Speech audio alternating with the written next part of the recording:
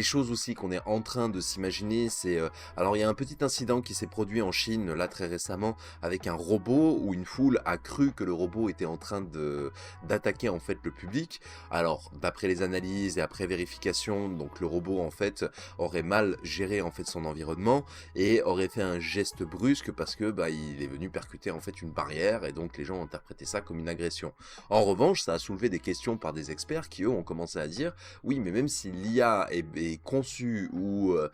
configurée, par exemple, pour ne pas intervenir auprès de l'homme ou pour pas ne faire de mal à l'homme, aujourd'hui, avec le monde dans lequel on vit, donc celui aussi du monde du hacking, il n'est pas impossible que demain, un pirate puisse prendre le contrôle d'une machine ou d'un système et puisse la reprogrammer pour potentiellement tuer son utilisateur ou commettre un acte, un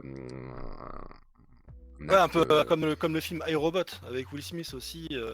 Ranek qui nous dit: «Les gens qui croient qu'une fois qu'on aura cette technologie, on aura le droit d'y accéder, se font le doigt dans l'œil».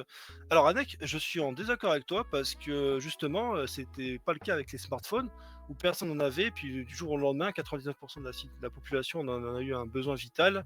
et là, tu vois actuellement les IA, que ce soit ChatGPT, Grok, Mistral, enfin ou les autres, n'importe quel pecno y a accès, peut mmh. l'acheter via un abonnement. Donc,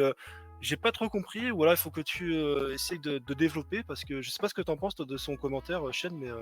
Mmh. Bah, là-dessus, en fait, non, pour moi, le message, il est assez clair, mais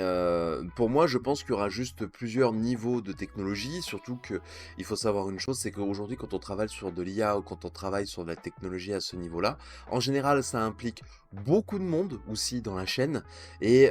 bien évidemment, plus de gens sont au courant de certains secrets ou de certains contenus et donc il est peut-être plus,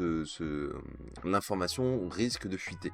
L'autre chose qu'il y a aussi, c'est qu'il y a quand même une élite qui, elle, n'est pas fabricante, ne fabrique pas en fait ce genre de produit, mais est consommateur également de ce produit. Donc c'est pour ça aujourd'hui aussi qu'on commence à se retrouver avec des robots qui s'installent dans des foyers, qui s'installent dans des maisons. On l'a vu notamment avec ce que Tesla a fait en début d'année.